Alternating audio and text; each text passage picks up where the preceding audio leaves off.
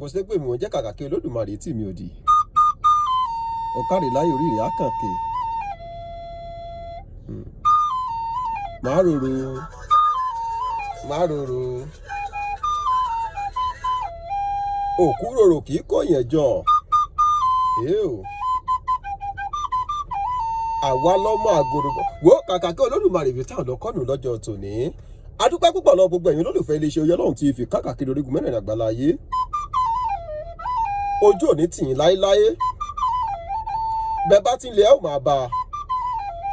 tẹ́ bá ti ń fa owó yóò máa tó tẹ́ bá ti ń lù yóò máa dún tẹ́ bá ti ń ta yóò máa jó gbogbo nǹkan rere tó wù yín lọ́kàn lọ́ba mi ò kí á fi lé yín lọ́wọ́ àwọn àgbàlagbà bọ̀ wọ́n ní ojú ọ̀run òní funfun títí ká má rí dúdú díẹ̀ níbẹ̀ gbogbo tó dàbí ohun ìkorò ohun ìbànújẹ́ tó wà lọ́kàn yín ọba mi òkè yóò bá yín mú kúrò àdúpẹ́ púpọ̀ lọ́wọ́ yín o ó dàbí kó jì jẹrin àbíjà àrùn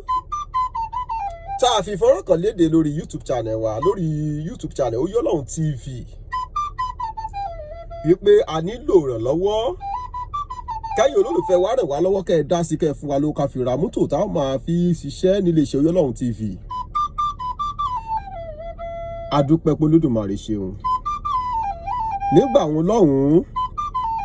mo jẹ́ kó yí ọ̀pọ̀lọpọ̀ ẹ̀yin èèyàn pé owó tá a ní nílẹ̀ ó ń lọ bíi bóyá ó súnmọ́ $1 million tó ń ṣe 600,000 ó lé nǹkan kan ṣùgbọ́n lówùúrọ̀ ọjọ́ tòní lónìí ọjọ́ àìkú tí gbogbo apáta tá a fi àìkú dẹ́gbẹ̀rà adúpẹ́ lọ́wọ́ Ọlọ́run torí pé owó náà ti wà ní 1.3 million naira ó lẹ́yìn nǹkan kan díẹ̀ ẹ ó rí i pé inú fẹ́ǹsà mo wà ẹ rí fẹ́ǹsà ni o àwa kọ́ là ní o a kàn dúpẹ́ lọ́wọ́ Ọlọ́run ni pé à ń lọ wájú sí i ọ̀kan lára àwọn olólùfẹ́ wa náà náà ìfáìtì wa wá sílé àwa kọ́ là ní o ṣùgbọ́n adúpẹ́ pówó náà ti wà 1.3 million naira ọ̀pọ̀lọpọ̀ àwọn èèyàn ló sì ti ṣàdéhùn pé ọjọ́ ajé táàmù lọ́la yìí àwọn ó kàn sí wa àwọn ó fowó ránṣẹ́ sí wa wọ́n láwọn ó fún wa lówó tí a ó fi kún owó mọ́tò tí a fẹ́ rà adúpẹ́ lọ́wọ́ yín ọ̀nẹ́rẹ́bù ọlọ́wẹ̀ láti ìlú Èkó ẹ fún wa ní 100,000 adúpẹ́ lọ́wọ́ yín bàbá mi Mikael ẹ mà ṣe ẹ̀yin náà fún wa ní 100,000 naira ẹ̀gbọ́n mi Ọlájídé bàbá Ọlájídé ẹ̀gbọ́n mi Olúmídé adúpẹ́ lọ́wọ́ tìyín náà ẹ̀yin náà fún wa ní 100,000 naira ẹ sì tún ní ókù nìbọn ró adúpẹ́ lọ́wọ́ yín ẹ̀gbọ́n mi ó tiẹ̀ yẹ kí n wábi tí mò ń korúkọ yín sí nínú ìwé torí lè dárúkọ yín tán ìyáàfin kan náà fún wa ní 100,000 naira ètò tí mò ń ṣe yìí mi ò múra rẹ̀ tẹ́lẹ̀ pé mo fẹ́ ṣètò mo kàn wó pé tí awo bá kì fún ni èèyàn á kì fáwo ni gbogbo ẹ̀yin tẹ́ ẹ ti rẹ̀ wá lọ́wọ́ yẹ ká forúkọ yín léde ó yẹ ká bùn gbogbo ẹ̀yin olólùfẹ́ wa gbọ́ pé nǹkan báyìí àti nǹkan báyìí bí báyìí la bá dé yìí báyìí láti rí ẹ farabalẹ̀ lẹ́yìn fọ́nrán tí mò ń ṣe yìí fọ́nrán tí wọ́n ò padà fi léde orúkọ gbogbo àwọn tó fún wa lówó àti iye bí wọ́n tí wọ́n fún wa ẹ gbọ́ níbẹ̀ iye tówó bá sì jẹ́ ẹ gbọ́ níbẹ̀ lágbára lọ́wọ́ Olódùmarè adúpẹ́ lọ́wọ́ ọba adẹ́dàá ọba ṣẹ̀dá ọba tó lè jí ọba tó lè pa ọba tí ò ní kú láéláé ọba tó mọ ohun tó ń jẹ wúyẹ́wúyẹ́ nínú làákàyè ẹ̀dá ọba ọ̀pábìdà sọbìdìrì adúpẹ́ o tó ń bá wa ṣe agbára wa kọ́ ìfẹ́ Olódùmarè ọba ni a sì dúpẹ́ lọ gbogbo ẹ̀yin tó Olódùmarè ló ń sábàbí gbogbo ẹ̀yin tẹ́ ẹ ṣàdéhùn pé títí ọjọ́ ajé ẹ ó kàn sí wẹ dákun àfẹlẹ́dùn àbẹ̀yìn ọba mi òkè yóò ràn yín lárànṣe yóò ràn yín lọ́wọ́ yóò fi owó tó tówó yóò fi jíǹkì yín lágbára lọ́wọ́ Olódùmarè owó ńláńlá yóò wọlé tọ̀ yín tẹ́ fi lè fùfílà àdéhùn tẹ́ bá wa ṣe tẹ́ lè mú àdéhùn tẹ́ ṣe fún wa ṣẹ yóò ṣe rí ńlá ṣe Olódùmarè adúpẹ́ lọ́wọ́ yín o Saki Kóredé Saki boy bàbá mi Ìjẹ̀bú à ń bọ̀ lọ́dọ̀ tìyín náà o kábíyèsí ọba Sólómọ̀ ọba àgbáyé bàbá mi dáadáa mò ń bọ̀ lọ́dọ̀ yín o Saki tírì yín ó nílò ọkọ̀ tí ó mọ̀ fi ṣiṣẹ́ ẹ̀yin náà sì mọ̀ mí dáadáa ẹ mọ̀ pé mo nílò rẹ̀ o mi ò fẹ́ sọ jù báwọn lọ. Àwọn àgbàlagbà bọ̀ wọ́n ní àgbà wá búra bẹ́ẹ̀ Yorùbá ṣe ọ rí ṣe bí ọmọ ẹ̀gbọ́n mi kan lẹ̀gbọ́n mi sọ fún wọn pé ó ní wọn ò gbọ́dọ̀ sọ èdè Yorùbá mọ́ nínú ilé ọmọkùnrin náà bá ní ó dá àwọn ti gbẹ ní bá ti sọ èdè Yorùbá wọ́n ń lù wọ́n wọn ò tún ní fún wọn lóúnjẹ báyìí ló di pé àwọn ọmọ bẹ̀rẹ̀ sí fimú sọ̀rọ̀ wọ́n bẹ̀rẹ̀ sí ṣe àpèjúwe bí ẹni tí ó ní ìpèníjà etí àti ẹnu nígbà tó wá dọjọ́ kan ebi ń pa ọmọ ẹ̀gbọ́n mi yìí kò wá mọ̀ bó ti fẹ́ ṣe é kò mọ̀ bó ṣe fẹ́ sọ̀rọ̀ tó fi sọ pé ebi ti ń pa òun fẹ́ jẹun ó sì mọ̀ pé òyìnbó ebi ni hungry ṣùgbọ́n bó ni ó ṣe tó papọ̀ tí ó fi jọra wọn tí ó fi dùn wí létí nígbà tẹ́bi fẹ́ pa ṣe mọ̀ pé bí èèwọ̀ ọdún kọ́dọ̀ mi ò wọ̀ lọ́ní mọ́mì hungry ń pa mí hungry ń pa ni mo fi sọ pé àgbà wa búra bí òwe ò bá ṣe yọrí mo mi rántí ìgbà tí mo wà ní yàrá kẹta nílé ẹ̀kọ́ kẹwàá mo wà jẹ steering gbà wọn ni mo bá mirafu mo rìnrìn àjò lọ sí ọ̀dọ̀ ẹ̀gbọ́n mi kan tó ń ṣe bíríkìlà nílùú Èkó ẹ̀gbọ́n mi tí wọ́n bí mi lé gangan lára mo lọ ń bá wọn ṣe iṣẹ́ bírísòpé ń bẹ̀ tá a bá ti lọ sóko lébọ̀ owó tó bá ti fún mi owó ń tẹ̀lé ẹjọ́ nígbà náà lọ́hùn-ún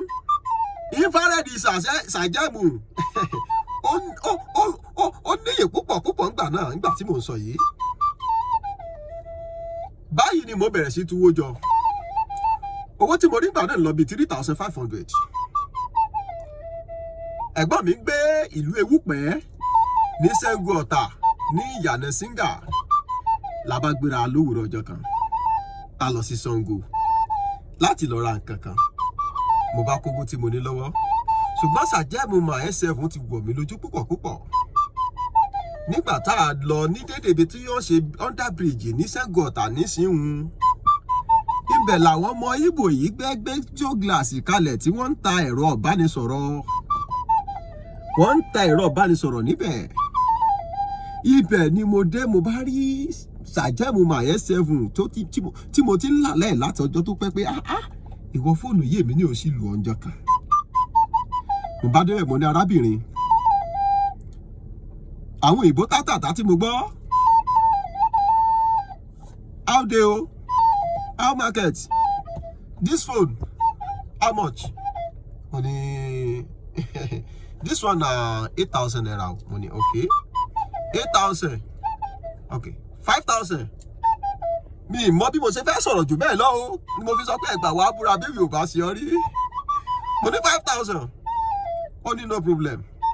parabìrì tí wọ́n rí ni mo bá rárábìnrin náà tó gbé rìsíptì síta what is your name mo ní mi ó ní hẹ Nurudeen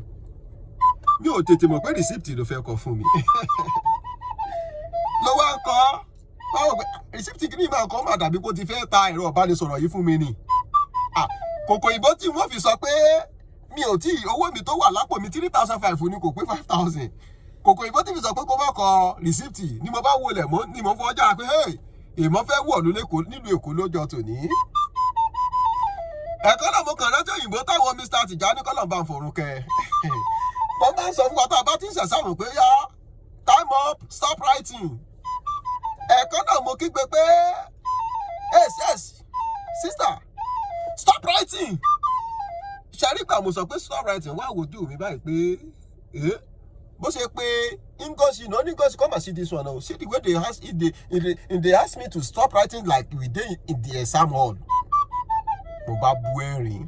mo fi ní àgbà wá búra bí Yorùbá ṣe ọ rí ẹ wò ó àwọn àgbà bọ̀ wọ́n níbi à ń lọ jìnnà ibi à ń yà ló pọ̀ ibi à ń lọ kọ́hún lọ́jọ́ tòní ẹbí tá à ń lọ náà ni pé ẹ dákun gbogbo ẹ̀yin olólùfẹ́ wa tẹ́ ẹ ṣàdéhùn fún wa pé láìpẹ́ láì jìnnà ẹ̀yin ó fi owó kún wa lọ́wọ́ àtẹ̀yìntẹ́ ẹ̀dá ọjọ́ ajé Olódùmarè ó ràn yín lọ́wọ́ ọba mi òkè ó kún yín lọ́wọ́ ẹ ò ní dẹ́kan tẹ́kẹ́ torí kan iná ò ní tán owó yín àgbà ní ò ní wọnú owó yín oore tẹ́yìn ní ò lérò ọba mi òkè ó tàrí ẹ̀ sọ́dọ̀ yín ẹ dákun ẹ mú lè rè yín sẹ̀ ká lè tètè ra ọkọ̀ yìí ẹ rí pé ó ti pẹ́ tá a ti gbé ìfọ̀rọ̀wérọ̀ pẹ̀lú àwọn bàbá ọlọ́dẹ síta kẹ́yìn ẹ dákun abẹ̀yìn àrọ̀ yìí ẹ dákun Olódùmarè ò ní fẹ́ni kankan wá sílẹ̀. Alhaji Malaika KS1 mo bá yín sọ̀rọ̀ ní Instagram mo ní ká ẹ fún mi ní ẹ ti dá mi lóhùn mo dẹ̀ tún padà fún yín ní mẹ́sẹ̀jì pé ẹ dákun ọjọ́ tí n bá lè wá bá yín nílùú Èkó bí mo ti lè wá bá yín gbogbo ẹ̀yin olólùfẹ́ Malaika tẹ́ bá ń gbọ́ mi lọ́wọ́ ẹ dákun torí Ọlọ́run mi bẹ̀ yín Kóredé Sakíbọ̀ ìbí wọn náà bá ń gbọ́ Olódùmarè mi bẹ̀ ọ́ ẹ bá ń ṣiṣẹ́ lórí ẹ̀ mo ti bá wọn sọ̀rọ̀ ní Instagram pé jọ́tọ́ bá mọ̀ pé kí n wá fíṣítì àwọn ṣùgbọ́n mi ò tí ì rí kan fún mi ní dètì kan pàtó èmi ní òsì ní yé tún bá wọn sọ̀rọ̀ torí wípé àwọn àgbà bọ̀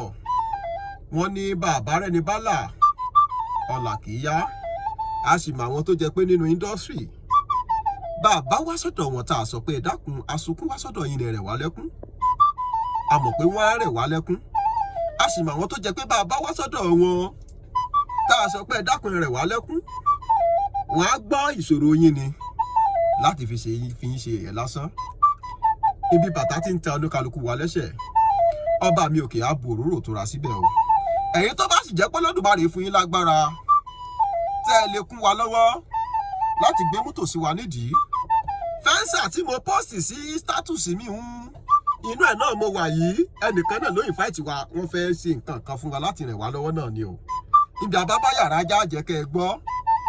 ẹ dákun torí Olódùmarè àìtí ìra fẹ́ǹsà o àti ìra fẹ́ǹsà o kọ́ba mi òkè kó jẹ́ kára yìí tó jù bẹ́ẹ̀ lọ ojú òde ti gbogbo wa ẹ dákun gbogbo ẹ̀yin olólùfẹ́ wa lórí Instagram lórí TikTok ìyá mi ìyáàfin Joyce Gold ẹ dákun bẹ̀ bá ń wo fọ́nrán yìí ẹ dákun mo fọlẹ́dùn àmì bẹ̀yìn bàbá mi Kingston Jilo kábíyèsí o mo wọlé fọba níwọ̀n ẹgbẹ̀je mo jìnnà sọba níwọ̀n ẹgbẹ̀fà àrọ́bà fi lọ́ba ń pa kọ́ba má pa mí o ẹ dákun ẹ ṣàánú wa àmọ́ yín nílò ọkọ̀ láti máa gbé káàkiri fún iṣẹ́ ọwọ́ mi fún interview tí mò ń ṣe káàkiri bí mo ṣe ń bá yín sọ̀rọ̀ lọ́wọ́lọ́wọ́ yìí ìlú Òṣogbo Òròkè Àsálà mo wà k'Olódùmarè já délé padà láyọ̀ ó dọwọ́ yín ó dọwọ́ Olódùmarè mi ò lè kà yín tán àtẹ̀yìntẹ́ ti fún wa lówó tó wọ́n náà fi dé 1.3 million naira bàbá mi Bọ́lárìnwá Jìmí láti ìlú Jámánì mo dúpẹ́ lọ́wọ́ yìí bàbá yìí náà fún wa 50,000 mi ò lè kà yín tán àyàfi tí n bá ti korúkọ yín kalẹ̀ sínú tákàdá tí mo wá ń pè lẹ́yọ kọ̀ọ̀kan ló lè rọ̀ mí lọ́rùn ìjẹ́ títí gbàmíràn tá tún máa pàdé lèmi ọmọ yín àbúrò yín ọ̀rẹ́ yín olólùfẹ́ yín Oyèọlọ́run Nurudeen Àgòrò èmi lọ́mọ àgòrò bọ́gùbọ́ọ̀lù ọmọ ẹgbẹ́ òfèké ẹgbọ́bì fòsìkà ẹni kó sùúrù ẹnu ẹ̀ka gbọ́ tó bá yanu kó tó ibi burúkú ló bọ́ sẹ́nu ọba ńlá bàbá wọn àgòrò ọmọ Dèjì ọmọ owó ìyọwọ́ tó fọ́ ọ̀pọ̀lọpọ̀ rẹ̀ sí èmi lọ́mọ Adéwuyì ọmọ amọ̀lẹ́gbẹ́ nílùú tètè nkẹ́ ọmọ Àbẹ̀jọyè ọmọ Àbẹ̀jọ́sùkú ọmọ olùkọ́ ajagun ọmọ olùkòǹdó ọmọ ìrè níjòmù ọmọ olùtókó ọmọ olùtó jẹ ọmọ oríire tí ń sunkún àti títí ìgbà mìíràn tí a tún máa update yín lórí ibi tá a gba owó yìí dé mò ń sọ fún yín pé ilé ò ní lè yín ọ̀dọ̀ ní nà yín ẹ̀ ní kòkòrò láabi lágbára lọ́wọ́ Olódùmarè. Dàbọ̀ báyìí gàrí o.